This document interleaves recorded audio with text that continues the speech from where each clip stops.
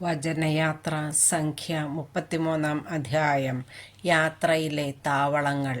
മോശയുടെയും അഹ്റോന്റെയും നേതൃത്വത്തിൽ ഗണം ഗണമായി ഈജിപ്തിൽ നിന്ന് പുറപ്പെട്ട ഇസ്രായേൽ ജനത്തിന്റെ യാത്രയിലെ താവളങ്ങൾ ഇവയാണ്.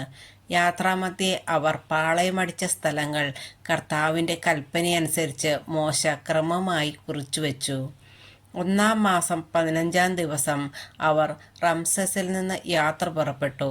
പെസഹായുടെ പിറ്റേന്നാളാണ് ഇസ്രായേൽ ജനം ഈജിപ്തുകാർ കാൺകെ കർത്താവിന്റെ ശക്തമായ സംരക്ഷണത്തിൽ പുറപ്പെട്ടത്.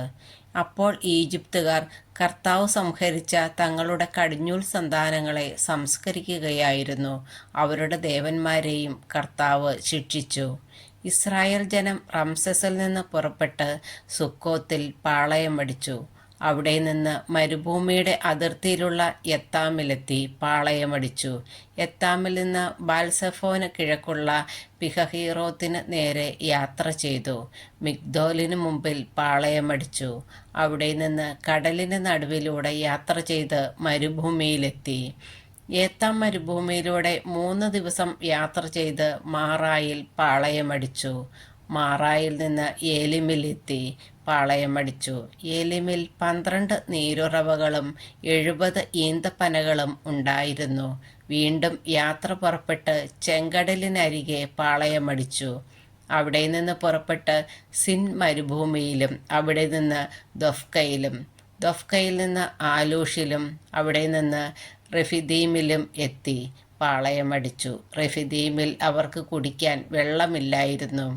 റെഫിദീമിൽ നിന്ന് പുറപ്പെട്ട് സീനായ് മരുഭൂമിയിലും അവിടെ നിന്ന് കിബ്രോത്ത് ഹത്താവയിലും അവിടെ നിന്ന് ഹസേറോത്തിൽ നിന്ന് റിത്മായിലും എത്തി പാളയമടിച്ചു. റിത്മായിൽ നിന്ന് പുറപ്പെട്ട് റിമ്മോൺ പേരസിലും അവിടെ നിന്ന് ലിബ്നയിൽ നിന്ന് റിസായിലും പാളയമടിച്ചു. അവിടെ നിന്ന് കെഹേലാത്തായിൽ എത്തി പാളയമടിച്ചു.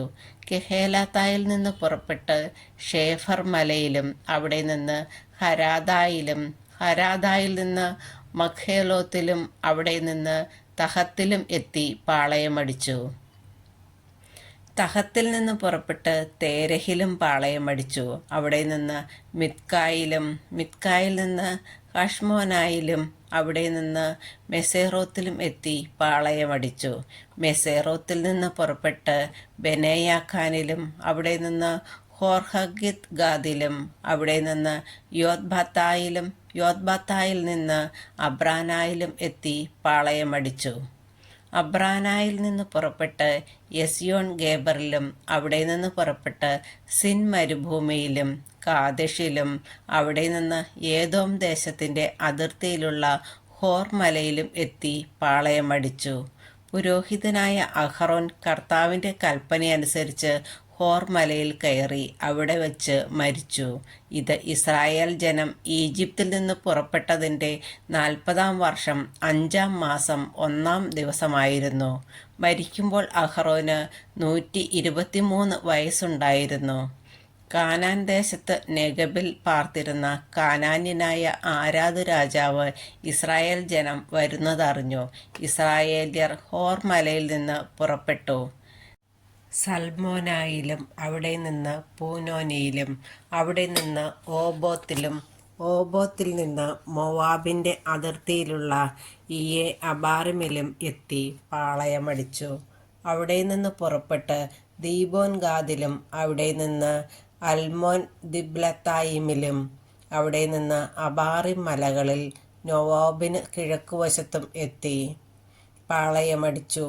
അവിടെ നിന്ന് പുറപ്പെട്ട് ജെറീക്കോയുടെ എതിർവശത്ത് ജോർദാൻ അരികെയുള്ള മൊവാബ് സമതലത്തിൽ പാളയമടിച്ചു. ആ പാളയം ബെത്യെഷീമോത്ത് മുതൽ ആബേൽ ഷിത്തിം വരെ വ്യാപിച്ചിരുന്നു.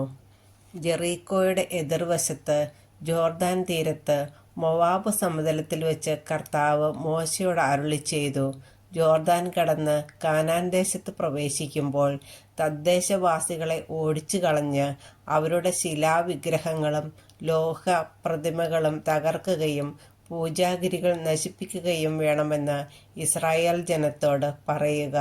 നിങ്ങൾ ദേശം കൈവശമാക്കി വാസമുറപ്പിക്കണം. എന്തെന്നാൽ ആ ദേശം ഞാൻ നിങ്ങൾക്ക് അവകാശമായി തന്നിരിക്കുന്നു. നിങ്ങൾ ഗോത്രം ഗോത്രമായി നറുക്കിട്ട് ദേശം അവകാശമാക്കണം.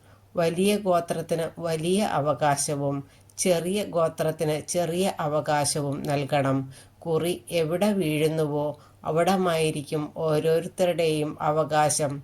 പിതൃഗോത്രം അനുസരിച്ചാണ് നിങ്ങൾ ദേശം അവകാശമാക്കേണ്ടത്. എന്നാൽ തദ്ദേശവാസികളെ ഓടിച്ചു കളയാതിരുന്നാൽ അവശേഷിക്കുന്നവർ കണ്ണിൽ മുള്ളുപോലെയും പാർശ്വത്തിൽ മുൾച്ചെടി പോലെയും നിങ്ങളെ ഉപദ്രവിക്കും. ഞാൻ അവരോട് ചെയ്യണമെന്ന് വിചാരിച്ചത് നിങ്ങളോട് ചെയ്യും.